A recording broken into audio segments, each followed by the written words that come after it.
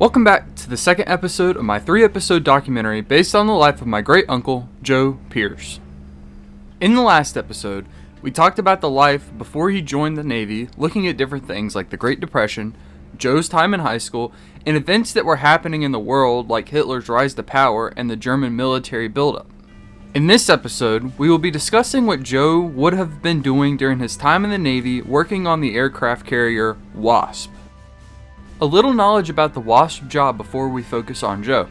The Wasp aircraft carrier was put into commission in 1940, and its job was to transport materials to Europe in an effort to provide war materials to Britain while we were conducting the US's Lend-Lease program in efforts to be viewed as neutral.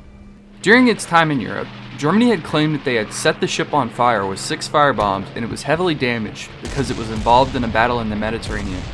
In actuality, nothing had happened to the Wasp, and the German High Command denied their claims after the Wasp was seen soon after the claims were made, undamaged from any battle.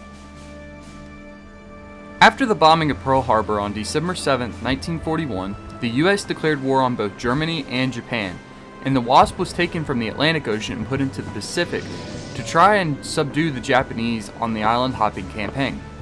The island hopping campaign was the US's strategy to get as close to Japan as possible by going island to island on the coast of Asia until they could eventually fly planes to Japan for direct attacks. This strategy was tiring because the Japanese and its allies would rather die than surrender. This meant that in order for them to capture an island, they had to kill pretty much everyone on the island.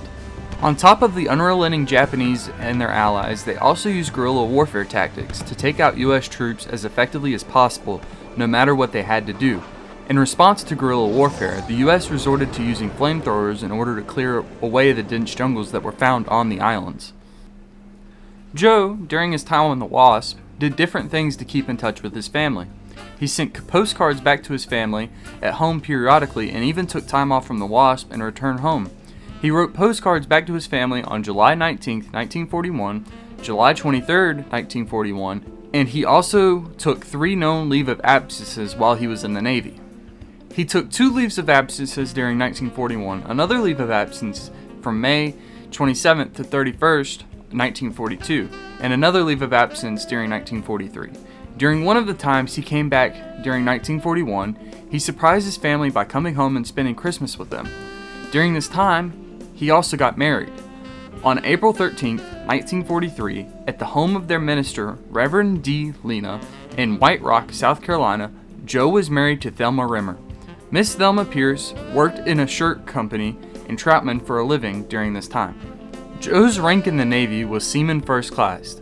While Joe was on the Wasp helping out in Europe, he brought back some German money with him along with an unused letter stamp of Hitler. While Wasp was in the Pacific on the island hopping campaign, the Japanese had access to submarines and were attacking naval ships. The Japanese used a submarine to attack Wasp with torpedoes on September 15th. The Japanese got lucky. They hit the ship right in the armory, starting fires and causing explosions from the stockpiles of ammunition. While the Japanese were lucky that they hit a vital spot in the ship, they were unlucky because they did not cause many casualties. 90% of the crew had survived and were rescued. Luckily enough, there was a destroyer nearby that was able to come and rescue everyone who had abandoned the ship. Joe was one of the survivors. The submarine that had hit the Wasp surfaced, and the destroyer that was coming to rescue the survivors had spotted it. The destroyer, in response to seeing the sub, deployed depth charges which had successfully hit the submarine and broke it into 2. Many of the sailors who saw the submarine get destroyed were joyful that it had gotten revenge on the submarine that took their ship. Many news stories were released talking about the sinking of the Wasp, and there were interviews that had been conducted with the captain of the Wasp, Captain Forrest Sherman, along with other people who had been on the ship, so they could share their experience and thought process as to what was happening.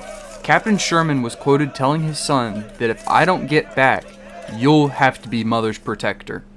Joe continued to serve in the United States Navy. Between the sinking of the Wasp and his discharge, he joined the USS Essex, which was another aircraft carrier.